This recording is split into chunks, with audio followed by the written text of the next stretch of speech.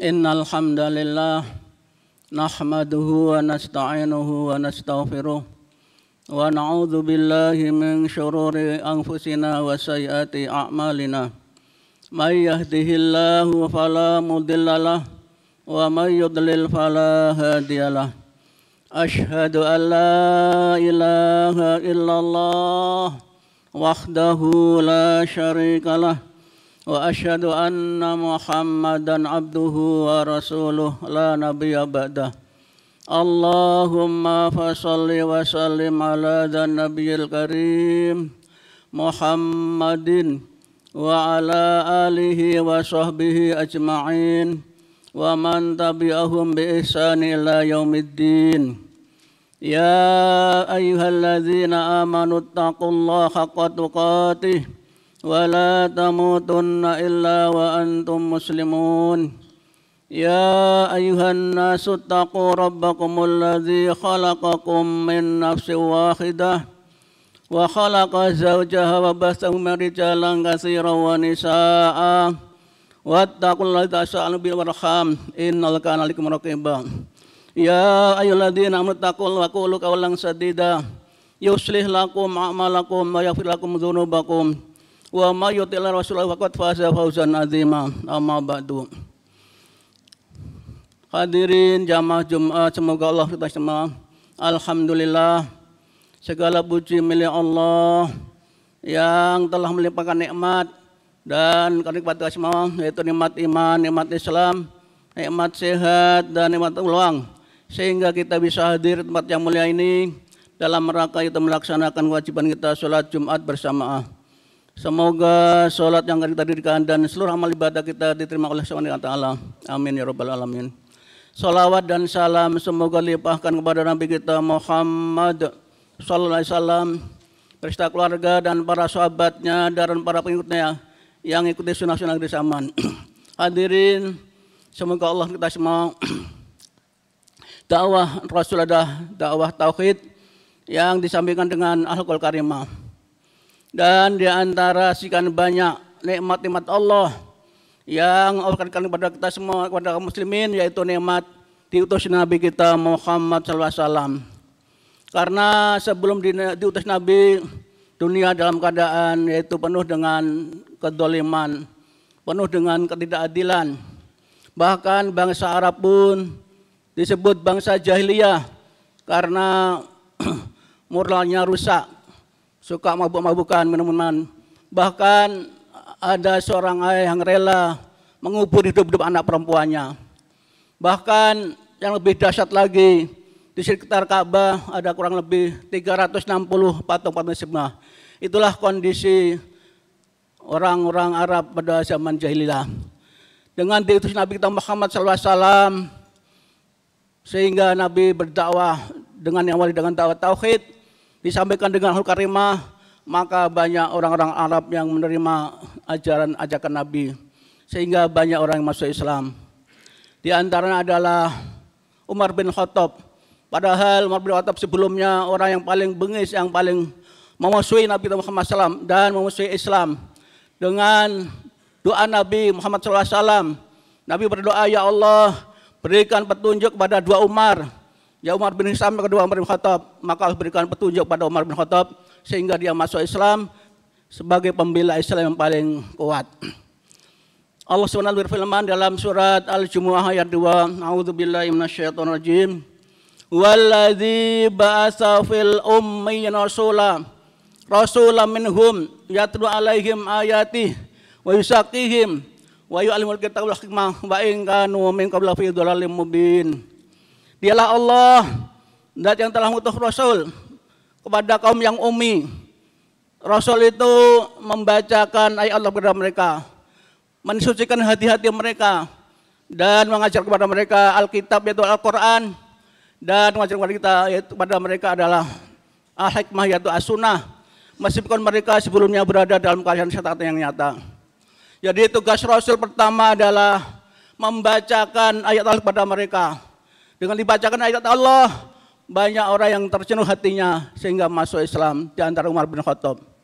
Tugas Rasul kedua adalah yaitu mensucikan hati-hati mereka dari sifat-sifat atau akhlak yang buruk, akhlak yang jelek menuju pada akhlakul karimah, akhlak yang mulia. Ternyata yaitu para sahabat sebelumnya ada akhlak yang buruk dengan dibacakan ayat Allah kepada mereka. Kemudian Nabi mensucikan hati-hati mereka dengan diajarkan Al-Quran. Banyak orang-orang Arab yang dulunya sangar keras menjadi hati yang lembut, menjadi persaudaraan. Pada sebelumnya adalah bangsa yang berperang antar suku dan bermusuhan dan orang-orang yang suka minuman keras. Tapi dengan dakwah Rasul, dengan akhlak yang karimah, maka banyak orang-orang pada saat itu adalah masuk Islam. Kemudian tugas Rasul yang ketiga adalah mengajarkan kepada mereka yaitu Alkitab, yaitu Al-Quran. Al-Quran adalah firman Allah. Al-Quran yaitu berupa nur, cahaya. Dengan cahaya itu banyak orang-orang yang hatinya jadi lembut karena dibacakan Al-Quran. Karena Al-Quran adalah hudan, petunjuk. Dengan petunjuk itu banyak orang-orang yang dulunya kafir menjadi beriman. Al-Quran adalah syifa, obat daripada segala penyakit yang ada dalam hati.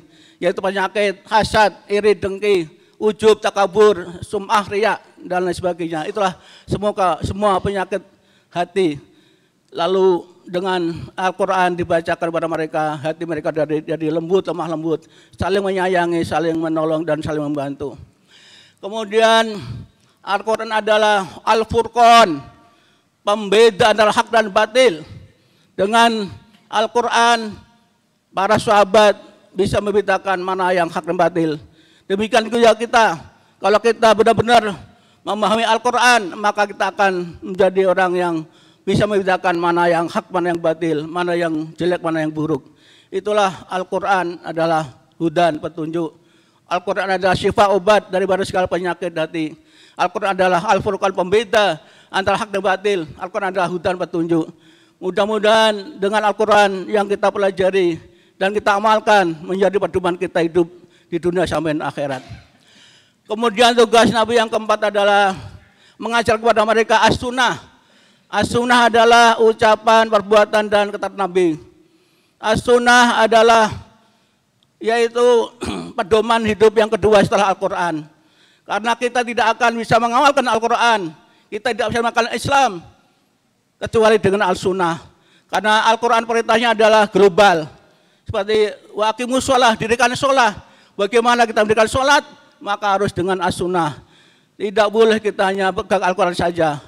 Kalau hanya Al-Quran, kita akan sesat, tidak bisa beribadah. Karena contoh ibadah adalah Nabi kita Muhammad SAW, yaitu dengan alam As-Sunnah. Banyak sunnah-sunnah yang harus kita tegakkan. Karena kalau kita tinggalkan satu sunnah, maka bid'ah akan muncul. Oleh karena itu, sunnah harus kita pegang teguh-teguh. Jangan sampai kita tinggalkan sunnah. Karena dengan meninggalkan sunnah, maka akan muncul pasti bid'ah, karena sunnah lawannya bid'ah. Dengan mendirikan sholat, mendirikan sunnah, maka bid'ah akan hilang. Seperti yang kita lakukan, yaitu sunnah-sunnah yang banyak kaum muslimin meremehkan, diantaranya yaitu menggosok gigi. Padahal menggosok gigi adalah sunnah yang Nabi tekankan. Bahkan kata Nabi, seandainya aku dimawaratkan umatku, niscaya aku akan perintahkan umatku untuk bersiwak, menggosok gigi setiap hendak wudhu atau hendak sholat. Jadi hendaklah kita perhatikan masalah gosok gigi, karena begitu banyak manfaatnya, yaitu di antaranya yaitu mengikuti sunnah. Yang kedua, bisa membersihkan mulut kita dari bau-bau yang enak, apalagi kita suka merokok, makan makanan yang berbau, itu akan mengganggu saudara kita kiri kanan. Maka kata Nabi, apabila kamu habis makan bawang putih, maka segera gosok gigi, mandi. Jangan sampai kamu ke masjid mengganggu saudara kita kanan kiri. Apalagi tidak menggosok gigi pagi-pagi habis bangun tidur, hendaklah kita biasakan menggosok gigi. Kemudian ketika hendak ke masjid, hendaklah mandi terlebih dahulu seperti mandi janabat. Kemudian gosok gigi yang bersih, wudhu dengan sempurna, memakai pakaian yang paling bagus, kemudian mengapai minyak wangi. dan jalan ke masjid dengan jalan kaki. Kemudian setelah masuk masjid disunahkan untuk berdoa, masuk dengan kaki kanan dengan berdoa, Allahumma ftah li abwaaba rahmatik. Itu doa yang harus kita baca. Kadang-kadang kita langsung nyelonong masuk masjid sebagaimana kita masuk rumah. Padahal masjid adalah rumah Allah, tempat yang paling suci, tempat yang mulia, harus kita muliakan. Jangan sampai kita masuk masjid asal-asalan, tidak pakai baju bagus, tidak pakai minyak wangi, tidak gosok gigi, akan mengganggu saudara kita kiri kanan. Itulah sunnah-sunnah yang harus kita kerjakan, walaupun dianggap remeh, tapi itu besar pahalanya. Kemudian sunnah-sunnah yang lainnya harus kita hidupkan, yaitu sunnah masuk masjid dengan sholat tahiyatul masjid. Jangan sampai kita masuk masjid langsung duduk. Nabi pernah menegur seorang sahabat ketika masuk masjid langsung duduk, lalu sudah berdiri sholat 2 rakaat walaupun khatib telah mimbar. Sholatlah kamu dengan ringan. Itulah sunnah Nabi yang harus kita kerjakan, dan banyak lagi sunnah-sunnah yang harus kita hidupkan, karena itulah perintah Nabi kita Muhammad SAW. Semoga dengan mendirikan sholat, menegakkan sunnah Nabi kita Muhammad, Allah berikan kepada kita kemenangan, karena bangsa kita atau negeri Islam dalam keadaan lemah. Bangsa Palestina dibantai oleh Yahudi, kadang-kadang banyak kaum muslimin negara-negara Islam tidak membantu. Maka dengan menegakkan sunnah, insya Allah Allah akan berikan kemenangan menghadapi orang kafir Yahudi, laknatullah, sekarang merajalela. Oleh karena itu, walaupun kita melaksanakan sunnah yang ringan, tapi tetap kita kerjakan, kita hidupkan supaya Allah berikan kepada kemenangan kepada kita kaum muslimin. Barakallahu lakum fil Qur'anil azim wa nafa'ani wa iyyakum bima fihi min al-hakim innahu was-sami'ul alim. Alhamdulillahilladzi hadana li hadza wa ma kunna linahtadiya lan hadanallah. Asyhadu an la ilaha illallah wahdahu la syarikalah wa asyhadu anna Muhammadan abduhu wa rasuluh la nabiyya ba'dah. Allahumma sholli ala Muhammad wa Muhammad amma ba'du. Wa ya ayuhan nas usikum wa nafsi bi taqwallah faqad fazal muttaqun. Hadirin jamaah Jumat, semoga Allah mengerti sama. Mari kita selalu meningkatkan keimanan dan ketakwaan kita kepada Allah Subhanahu wa taala dengan menjalankan segala perintah-perintahnya dan menjauhi larangannya. Dan jangan sekali-kali mati kecuali berada dalam agama Islam. Mari kita mohon kepada Allah, semoga Allah berikan kepada kita husnul khatimah, dan semoga saudara kita yang berjuang membela agama Allah diberikan kekuatan, kesabaran, dan diberi kemenangan oleh Allah Subhanahu wa taala. Amin ya rabbal alamin. Innallaha malaikatahu yusholluna 'alan nabi ya ayyuhalladzina amanu shollu 'alaihi wa sallimu taslima. Allahumma sholli ala Muhammad wa ala ali Muhammad kama shallaita ala Ibrahim wa ala ali Ibrahim innaka Hamidum Majid wa barik ala Muhammad wa ala ali Muhammad kama barakta ala Ibrahim wa ala ali Ibrahim innaka Hamidum Majid. Allahumma ighfir lil mu'minina wal mu'minat wal muslimina wal muslimat al-ahya'i minhum wal amwat. Rabbana la tuzigh qulubana ba'da idh hadaitana wa hab lana min ladunka rahmah innaka antal wahhab. Rabbana dzalamna anfusana wa illam taghfir lana wa tarhamna lanakunanna minal khasirin. Rabbana ighfirli wa liwalidayya wa lil mu'minina yawma yaqumul hisab. Rabbana ighfir lana wa li ikhwanina alladziina iman wa la taj'al fi qulubina ghillan lil ladzina amanu rabbana innaka ghafurur rahim.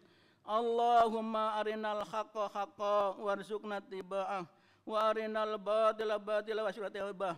Rabbana hab lana min azwajina wa dzurriyyatina qurrata a'yun waj'alna lil muttaqina imama. Rabbana atina fid dunya hasanah wa fil akhirati hasanah wa qina adzabannar wa qina adzabannar wa qina adzabannar. Walhamdulillahirabbil alamin wa aqimus shalah.